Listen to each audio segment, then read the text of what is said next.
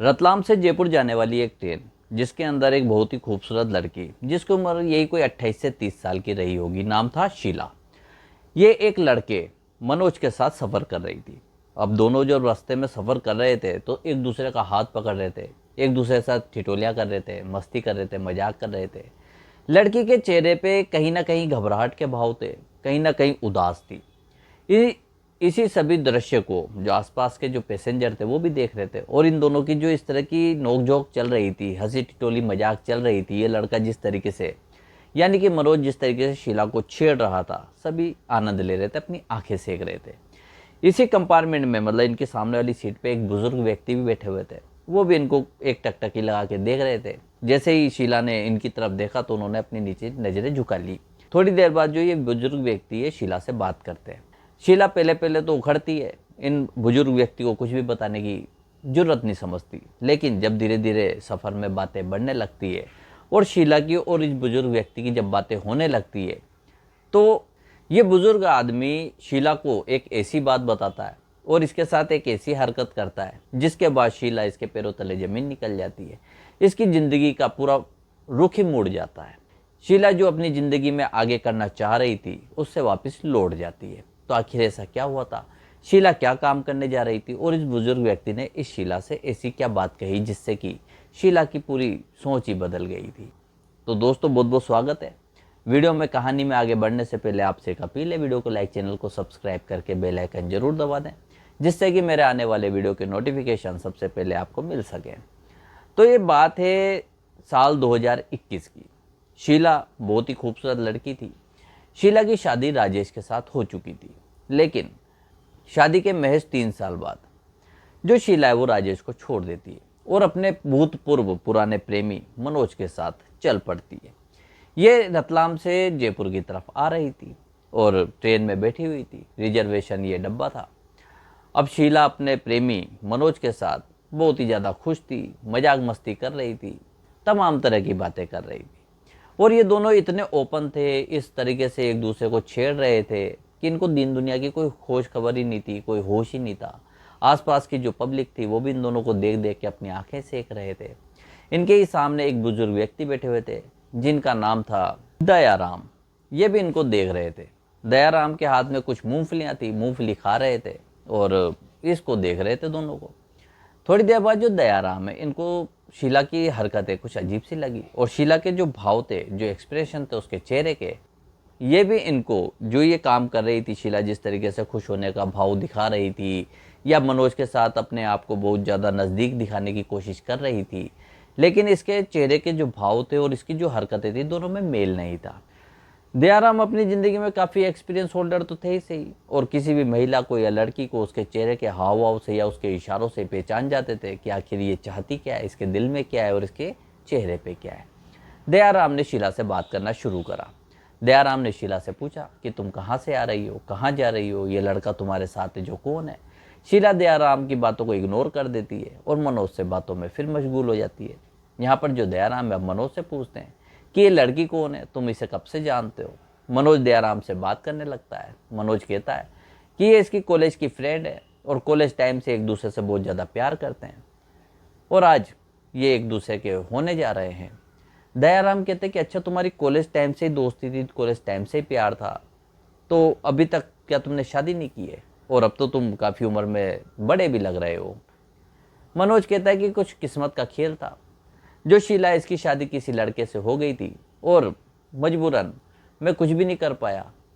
शीला जब अपने ससुराल चली गई तो मैंने भी एक तरीके से शीला का ख्याल अपने दिमाग से निकाल दिया था, लेकिन किस्मत में शायद हमारा मिलना लिखा था। आज हमारी जो दिल की ख्वाहिश थी वो पूरी होने जा रही है। दयाराम ने कहा कि अच्छा, शीला की शादी हो चुकी थी, तुमने शादी करी कि नहीं करी। मनोज कहता है कि नहीं, मैं शीला से बहुत ज़्यादा प्यार करता हूँ और मैंने कोई शादी नहीं की है। लेकिन जो दयाराम था वो मनोज को पहचान चुका था कि कहीं ना कहीं ये शादीशुदा है। उनको ऐसा फील हो रहा था, लग रहा था। शीला से पूछते हैं कि बेटा, तुमने अपने पति को छोड़ दिया है या तुम्हारे पति की मौत हो गई है, कि क्या बात है। तो शीला कहती है कि नहीं, उसने अपने पति को तलाक दे दिया। अब शीला दयाराम से बात इसलिए कर रही थी क्योंकि मनोज भी दयाराम से बात कर रहा था। शीला ने कहा कि चलो, सफ़र है, सफ़र में अगर सामने बैठे हुए किसी व्यक्ति से दो चार बातें कर भी लेंगे तो सफ़र थोड़ा आसानी से कट जाएगा। अब शीला ने कहा कि नहीं, तलाक मैंने खुद ने लिया है। तो दयाराम बड़े हैरान। उन्होंने कहा कि अच्छा, तुम्हारा पति क्या तुम्हें मारता पीटता था? क्या तुम्हारी ख्वाहिशें पूरी नहीं करता था? क्या तुमसे प्यार नहीं करता था? या तुम्हारे पति से जिससे भी तुम्हारी शादी हुई थी ज़बरदस्ती करवाई गई थी, तुम्हारी बिल्कुल भी इच्छा नहीं थी? शीला कहती शादी तो मेरी इच्छा के विरुद्ध ही करवाई गई थी, मेरी बिल्कुल भी इच्छा नहीं थी, लेकिन मारता पीटता नहीं था, मेरी हर ख्वाहिश को पूरा करता था और मेरा हर तरीके से ख्याल रखा करता था। तो दयाराम कहता है कि एक महिला को अपने पति में यही तो क्वालिटी चाहिए, और ये सारी क्वालिटी तुम्हें मिल रही है तो तुमने अपने पति को छोड़ क्यों दिया? शीला कहती पहले तो सब कुछ ठीक ठाक चल रहा था और मैं भी एक तरीके से मनोज को भूल चुकी थी, लेकिन राजेश जिस कंपनी में जॉब किया करता था वहाँ से उसकी नौकरी हट गई। जब नौकरी हट गई और बूढ़े माता पिता गांव में रहते थे तो राजेश शीला पे दबाव डालने लगा गांव जाने के लिए कि अब इतनी जल्दी दूसरी नौकरी मिल नहीं सकती, और इस महंगे शहर के अंदर अगर हम रहेंगे तो खर्चा बहुत ज़्यादा होने वाला, और मेरी सेविंग इतनी नहीं है कि हम 2-4 महीने इस सेविंग से निकाल सकें, इसलिए गाँव चलते हैं। शीला राजेश से प्यार करती थी, पति था, उसकी बातों में आती है, मानती है और ये गांव चली जाती है। गांव जाती है तो वहाँ देखती है कि राजेश जो है काफ़ी रिज्यूम लगा चुका है, ऑनलाइन भी काफ़ी जगह पे अप्लाई कर चुका है, लेकिन राजेश की नौकरी नहीं लग रही। गांव में खेती बाड़ी थी छोटी मोटी, वो कर लिया करता था, और अब ये तो ये प्लान करने लगा था गांव में रहकर ही कोई छोटा मोटा धंधा या कोई दुकान वगैरह खोल लेगा और उससे अपने जीवन यापन करेगा। शीला को ये लगा कि जो इसने शहरों में ज़िंदगी जी है, जो इसके कहते ही राजेश इसके लिए सामान लेके आ जाया करता था, इसके हर ख्वाहिश को पूरा किया करता था, गांव में ये सब चीज़ें संभव नहीं है। शीला राजेश से कुड़ने लगी, इससे दूर दूर रहने लगी, राजेश से वापस शहर में जाके रहने की जिद करने लगी। लेकिन राजेश कैसे ही जाता, जब रोजगार नहीं, काम धंधा नहीं, तो शहर में जाके भी क्या करता?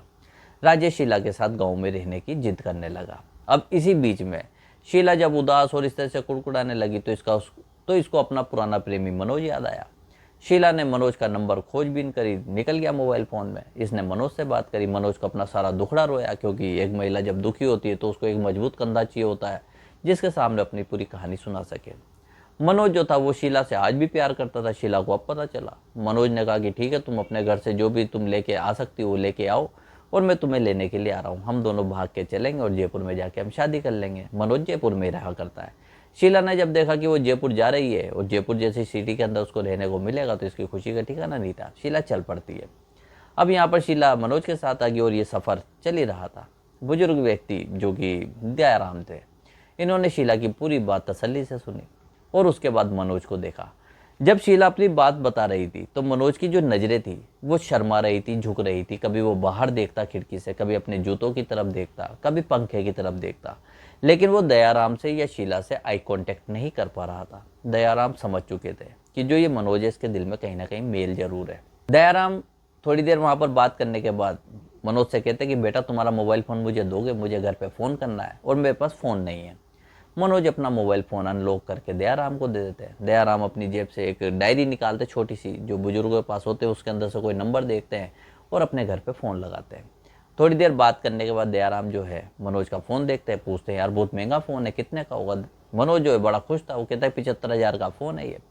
दयाराम कहता है 75,000 रुपये का एक फ़ोन तुम लेके घूम रहे हो, बात ही तो करनी होती है, ये तो 1200-1500 या 2,000 के फ़ोन में भी हो सकती है। मनोज कहता है यही तो स्टेटस होता है और आप नहीं समझेंगे, आप तो फ़ोन रखते ही नहीं है। दयाराम क्यूरियोसिटी से उस फ़ोन को देख रहे थे, उसके अंदर फोल्डर खोल देते, उसके अंदर गैलरी खोल के बैठ जाते हैं। जब गैलरी खोलते दयाराम तो उसके अंदर देखते कि मनोज की शादीशुदा की एक फ़ोटो, जिसके अंदर मनोज ने सेहरा बांधा हुआ है, कोट पैंट पहना हुआ और इसके साथ कोई महिला खड़ी हुई है। और स्क्रॉल करते हैं तो मनोज की ऐसी काफ़ी सारी फ़ोटो दयाराम के सामने आ जाती है। दयाराम ये जो फोटो हैं ये देख ही रहे थे और वो कहते यार बहुत अच्छा मोबाइल फ़ोन है आपका। शीला को कहते शीला तुम इधर आके बैठो मेरे पास, मैं तुम्हें कोई चीज़ दिखाना चाहता हूँ। शीला अपनी जगह से उठती है और दयाराम के पास आके बैठ जाती है। ये बात कर ही रहे थे, जो मनोज है इसको टॉयलेट लगता है, ये टॉयलेट के लिए चला जाता है वॉशरूम की तरफ। यहाँ पर जो दयाराम है शीला को कहते कि देखो तुम मोबाइल फ़ोन के अंदर जिस प्रेमी को तुम जानती हो और तुम ये सोचती हो कि ये तुमसे बहुत ज़्यादा प्यार करता है, तुम इसकी हकीकत देखो। मैंने फ़ोन लिया ही इस वजह से था, फ़ोन तो मेरी जेब में भी है। तुम्हारा प्रेमी तो 75,000 का फ़ोन लेके चल रहा है, लेकिन मेरे पास तो 1.5 लाख रुपए का आईफोन है, ये देखो। शीला जब ये चीज़ देखती चौंक जाती है और जो मोबाइल फ़ोन के अंदर फ़ोटो देखती है मनोज का और उसकी पत्नी के साथ शादीशुदा जोड़े में सब चीज़ें, तो शीला के पैरों तले ज़मीन निकल जाती है, इसकी आंखें लाल हो जाती है, आंखों में से आंसू निकलने लग जाते हैं, ये घबरा जाती है। शीला को एहसास हो चुका था कि इसके साथ बहुत बड़ा धोखा होने वाला है। शीला अब क्या ही करे, ये दयाराम से कहती है कि मुझे ज़िंदगी में इतना बड़ा धोखा मिलेगा मैंने कभी सोचा नहीं था। दयाराम कहते हैं कि यही तुम्हारा पति भी सोच रहा होगा मनोज, कि तुम उसको इतना बड़ा धोखा देके चली जाओगे उसकी ज़िंदगी से, उसने भी कभी सोचा था क्या? वो तो तुम्हारी हर ख्वाहिश को पूरा ही करना चाहता है, लेकिन थोड़ा सा समर्पण तो तुम्हें भी रखना चाहिए। एक पति पत्नी का जीवन होता ही ऐसा है, अगर दोनों समर्पित ना हो तो फिर ये गाड़ी ज़्यादा लंबी चल नहीं पाती। और ये लड़का डेफिनेट जिसके साथ तुम जा रही हो, ये तुम्हें जयपुर में ले जाके बेच देगा और तुमसे तुम्हारे जितने भी गहने और नकदी तुम अपने घर से लेके आई हो वो सब छीन भी लेगा। शीला जब ये सारी बात सुनती है तो दयाराम को कहती है कि आपको कैसे पता? दयाराम कहते हैं कि मैं एक प्राइवेट डिटेक्टिव रहा हूँ और मेरा ज़िंदगी भर का यही पेशा रहा है। मैं लोगों की बॉडी लैंग्वेज से समझ जाता हूँ कि आदमी क्या सोच रहा है, क्या चाह रहा है। जब तुम दोनों को मैंने साथ में देखा तो मुझे तभी लग गया था कि तुम दोनों का जो संबंध है ये कोई ठीक ठाक संबंध नहीं है। ये लड़का फरेबी है और तुम इस लड़के के विश्वास में कोई बड़ा कदम उठा के आ चुकी हो। तुम दोनों जब इस तरीके से मेरे सामने बैठे थे तभी मैं तुम दोनों को भांप चुका था। मैं तुमसे बात करना चाहता था, तुम्हारी ज़िंदगी की हकीकत जानना चाहता था, इसलिए मैंने तुमसे बातचीत शुरू करी। और मैंने इसीलिए मनोज का मोबाइल फ़ोन लिया ताकि मैं अपने घर पे फ़ोन कर सकूं, लेकिन मुझे घर पे फ़ोन नहीं करना था, मुझे इसके फ़ोन को चेक करना था। मनोज ने सोचा मैं गांव का गमचा, कोई अनपढ़ गरीब आदमी हूँ, मुझे फ़ोन चलाना कहीं आएगा, एंड्रॉयड फ़ोन पहली बार हाथ में लूँगा तो मैं ज़्यादा से ज़्यादा क्या ही खोल के देख लूँगा। लेकिन मनोज को ये पता नहीं कि मैं कितना बड़ा एक्सपर्ट आदमी हूँ, इसलिए मनोज बेफिक्री से मोबाइल मेरे हाथ में दे के वॉशरूम के लिए चला गया। अब शीला जब ये सारी बात जानती है, सुनती है, तो पूछती है कि अब मैं क्या कर सकती हूँ, मुझे क्या करना चाहिए? तो दयाराम कहता है कि बेटा सबसे पहले तो अपने पति को फ़ोन करो, उससे माफ़ी मांगो, उसके पैर पड़ जाओ और ज़िंदगी में कभी ऐसी गलती ना करने का उससे वादा करो। शीला कहती कि नहीं, अपने पति को मैं कैसे ही बोल सकती हूँ, क्योंकि मैं घर छोड़ के आ गई हूँ, किसी को कुछ नहीं बताया, और मैं अपने पति को कैसे बोल दूँ कि मैं अपने प्रेमी के साथ घर छोड़ के भाग आई हूँ। ये सारी बातें गाँव में मेरी थू हो रही होगी, मेरे सास ससुर भी मेरे लिए क्या ही सोचेंगे।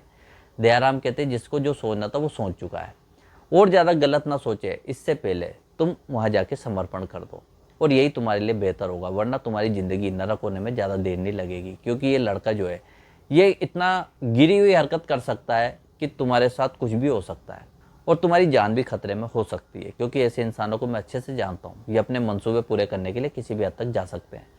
शीला जैसे जैसे दयाराम की बातें सुनती जा रही थी उसकी घबराहट बढ़ती जा रही थी। इतने मनोज भी आ जाता है। मनोज आता है और अपना मोबाइल फ़ोन दयाराम से ले लेता है। शीला दयाराम के पास ही बैठी हुई थी। मनोज शीला को अपने पास बुलाता है। शीला कहती कि नहीं, मैं थोड़ी देर अंकल जी से बात करके और उसके बाद तुम्हारे पास आऊँगी। अब यहाँ पर जो दयाराम है वो शीला को बोलते हैं कि बेटा ऐसा है, अब जो आगे स्टेशन आने वाला है जो कि सवाई माधोपुर स्टेशन पड़ेगा, मैं इस स्टेशन पर उतरने वाला हूँ, तुम भी मेरे साथ उतर जाओ। मैं तुम्हें तुम्हारे घर सुरक्षित पहुंचा दूंगा और इस लड़के को यहाँ से जाने दो। यही एक लास्ट मौका है कि तुम अपने आप को इससे बचा सकती हो। शीला के बात समझ में आती है। यह सवाई माधोपुर रेलवे स्टेशन पर उतर जाती है दयाराम के साथ, और उसके बाद दयाराम जो है शीला को लेके रतलाम की तरफ चल पड़ते हैं। रतलाम के ही पास में इनका गाँव था। शीला अपने घर दयाराम के साथ पहुँचती है। अब एक बुजुर्ग आदमी के साथ जब शीला आ रही है तो घर वाले तो पहले गुस्सा थे, लेकिन अब बुजुर्ग आदमी के साथ आ रही तो क्या ही बोले। दयाराम बोलते हैं कि शीला तो मेरी बेटी की तरह है, बचपन से मैंने इसको बहुत पाला पोसा, बड़ा करा, खेला कूदा, सब चीज़ें थी। यकायक शीला मुझसे टकरा गई थी, मिल गई थी, तो मेरी इच्छा हुई कि शीला को अपने घर ले जाऊँ, मेरी पत्नी से मिलवाऊँ, बच्चों से मिलवाऊँ, इसलिए मैं शीला को ले गया था। और शीला को इतना समय भी नहीं मिल पाया कि आपको ये इत्तला कर सके, बता सके। सभी घर वाले मान गए थे कि हाँ चलो, बूढ़ा आदमी है, झूठ तो क्या ही बोलेगा। तो जो राजेश था वो भी दयाराम के पैर छूता है, उनका स्वागत करता है, घर में बिठाता है। अब शीला जो थी घर के अंदर थी, पहले तो काफ़ी सारे कयास लगाए जा रहे थे कि शीला घर से भाग गई है, इसका किसी और के साथ अफेयर होगा, ये सारी चीज़ें। लेकिन दयाराम जब बीच में आया तो शीला के ऊपर ये दाग तो धुल चुका था। खैर यहाँ पर जब रात बीतती है, सुबह होती है, तो दयाराम वहाँ से जाने को होता है। तो राजेश कहता है कि अंकल जी 1-2 दिन और रुक जाते हैं। दयाराम कहता है कि नहीं, मुझे बहुत सारे काम भी रहते हैं बेटा, मैं ज़्यादा दिन रुक नहीं सकता हूँ, घर में बीवी बच्चे भी अकेले हैं। यहाँ पर जो शीला है उसकी आंखों में आंसू थे। वो दयाराम के पैर छूती है, उनके गले लगती है और उनसे कहती कि चाचा जी, अगर आप मेरी ज़िंदगी में ना होते तो मैं अपनी ज़िंदगी में कुछ भी नहीं कर पाती, मेरी पूरी ज़िंदगी बर्बाद होकर रह जाती। दयाराम कहता है कि बेटा देखो, ज़िंदगी में जब भी किसी इंसान के साथ गलत होने वाला होता है या उसके साथ कोई बुरा होने वाला होता है, तो कोई ना कोई शख्स या तो सामने से या पर्दे के पीछे से उसको आगाह जरूर करता है। ये तो उस इंसान की मर्जी है कि वो उस चेतावनी को समझ पाता है या नहीं समझ पाता है। तुमने समझ लिया तो तुमने अपनी ज़िंदगी बचा ली, और नहीं समझ पाती तो तुम्हारी ज़िंदगी बर्बाद हो सकती थी। यहाँ पर जो मनोज था वो बहुत ज़्यादा परेशान था, शीला को लगातार कॉल कर रहा था, लेकिन शीला ने मनोज का जो मोबाइल नंबर था उसको ब्लैक लिस्टेड कर दिया था। मनोज समझ चुका था कि शीला उसके हाथ से जा चुकी है। उसको गुस्सा तो बहुत था, नाराज़गी बहुत थी, लेकिन अब वो कर भी क्या सकता था। यहाँ पर जो राजेश है शीला को फिर से अपना लेता है। अपनाया वही था, फिर से क्या। यहाँ पर जो शीला राजेश से तलाक लेना चाहती थी, उसको छोड़ के चले जाना चाहती थी, अब वो राजेश के पैर छूती है, उससे गले लग के रोती है, उससे माफ़ी मांगती है कि मैंने अपनी ज़िंदगी में बहुत बड़ी गलती करी, तुम्हारे साथ मैंने तू मैं करी, तुम्हारी इज्जत नहीं करी, तुम्हारे मैंने काफ़ी भला बुरा कहा है, अपनी इच्छाओं को आगे रखा, तुम्हारी भावनाओं की मैंने कभी कदर नहीं करी है, मुझे माफ़ कर दो, मैं ज़िंदगी में कभी ऐसी गलती दोबारा नहीं करूँगी। राजेश कहता है, अरे बेवकूफ़, मैंने कभी उन चीज़ों को माइंड ही नहीं करा। तुम मेरी पत्नी हो, मेरी अर्धांगिनी हो, मेरी ज़िंदगी का आधा हिस्सा हो। तुम ही अगर मुझसे शिकायत नहीं करोगी, तुम ही अगर मुझे कुछ ऊंचा नीचा नहीं बोलोगी, तो और कौन बोलेगा? तुम ही तो ये सारे हक रखती हो। शीला जब राजेश की ये बात सुनती है तो उसको अपनी गलती का और ज़्यादा एहसास होता है। ये राजेश के पैरों में लिपट जाती है, फूट फूट के वहाँ रोने लगती है। राजेश शीला को कंधों से पकड़ता है, इसको खड़ा करता है और अपने गले से लगा लेता है। शीला से कहता है कि अगर ज़िंदगी में कभी मैं कोई गलती करूँगा तो क्या तुम मुझे माफ़ कर दोगी? शीला कहती है, आपकी तो हर गलती मैंने आज ही माफ़ कर दी, आप कुछ भी करो, आप मेरे साथ कैसा ही बर्ताव करो, आपका मुझ पे पूरा पूरा हक है। राजेश यहाँ शीला को गले लगाता है, शीला भी राजेश से गले लिपट के फूट फूट के रोने लग जाती है। शीला को ऐसा लग रहा था जैसे तो वो किसी जंगल में किसी वीरान जगह पे खो गई थी, गुम गई थी, और काफ़ी सालों बाद वो अपने घर वापस लौटी है, और उसका कोई अपना, कोई उसको चाहने वाला, उसका सच्चा प्रियतम उसको आज मिल चुका है। अगर दयाराम सही मौके पर शीला को नहीं समझाते, और दयाराम अगर इतने एक्सपर्ट आदमी नहीं होते कि लोगों की बॉडी लैंग्वेज से उनकी हकीकत को समझ सकते होते, तो आज शीला का न जाने क्या ही हाल होता, और न जाने कितनी लाखों करोड़ों लड़कियों की ज़िंदगी इसी तरीके से बर्बाद हो जाया करती है। कोई बहकाता है, लड़कियां मासूम होती है, भोली होती है, बहक जाती हैं, और उनके साथ फिर जो फरेब होता है, जो धोखा होता है, उसकी कल्पना भी शायद हम नहीं कर पाएंगे। तो ये थी आज की कहानी, और इस पूरी कहानी को सुनने के बाद आपके जो भी विचार हो कमेंट में ज़रूर बताएं। वीडियो अगर आपको पसंद आया तो वीडियो को लाइक, चैनल को सब्सक्राइब करके बेल आइकन जरूर दबा दें। फिर मिलते एक नई कहानी के साथ। वीडियो देखने के लिए बहुत बहुत धन्यवाद।